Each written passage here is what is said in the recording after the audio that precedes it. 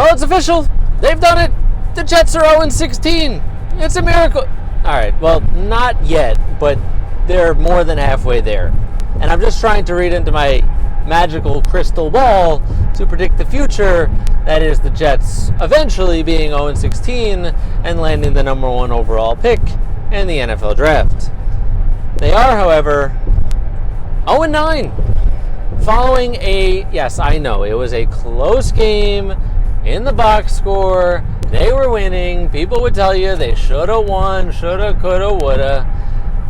But if that's the way you think as you're watching and after this Jets game, you're either not a Jets fan and don't understand, or you're not a Jets fan and you don't understand.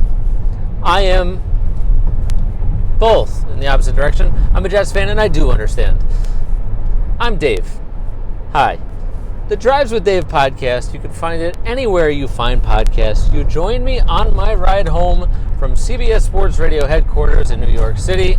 I'm currently driving 6:39 a.m. Eastern Time. You can also find me on the Dave Talk Sports YouTube channel. Please subscribe right about there. So, Monday Night Football, Jets-Patriots. If the Jets were ever going to win a football game outside of Denver, which they did lose when you were playing against the opposing quarterback Brett Rippon, who was their third, potentially fourth string quarterback to start the season, you lost that game. You circled this game after the Patriots had lost 4 games in a row coming into this matchup. Cam Newton having the virus at one point during the season, the team decimated in all sorts of different ways, playing like absolute garbage. Irrelevant. All irrelevant. Because this football game, if you watched it, listened to it on the radio, however you consumed it, turned it off halfway through, yes, the Jets were winning by 10 points heading into the fourth quarter. And then the Jets did what the Jets do. This was, quote unquote, a typical Jets game. Again, if you're not a Jets fan, you don't know what I'm saying. For fellow Jets fans, like one of my oldest friends, Uncle Mike, he so clearly understands what I'm saying. And to the rest of you Jets fans, you do as well. It doesn't matter that they were winning by double digits. It doesn't matter that the Patriots are not with Tom Brady and aren't that good of a football team.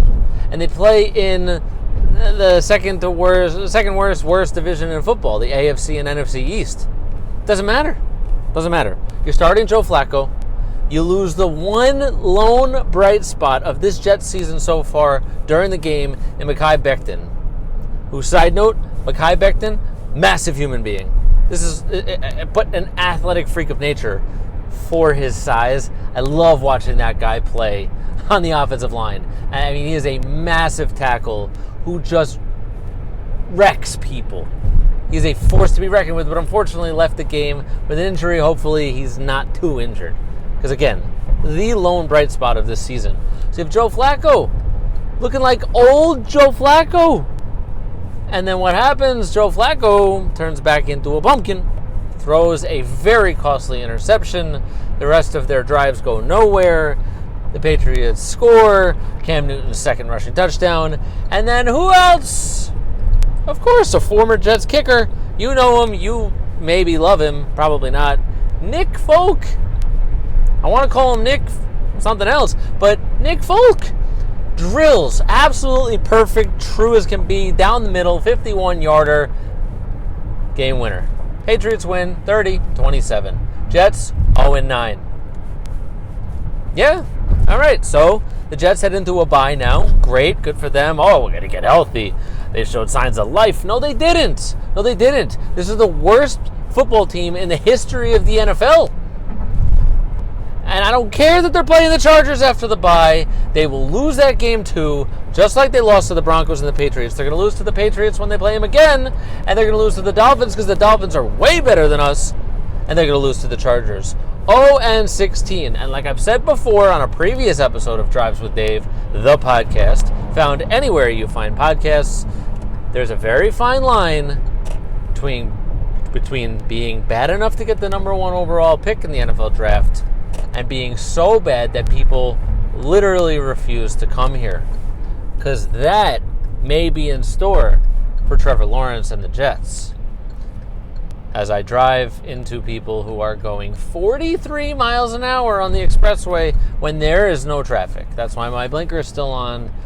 I'll get in the left lane eventually. Yeah, come on. There we go. On that note, happy Tuesday morning. I hope you enjoy your day. Enjoy what's left of the nice warm weather in the New York City area.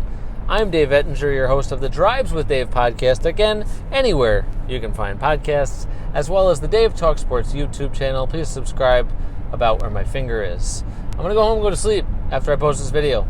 Because again, I'm tired. Sure you are too. Goodbye. Jets suck.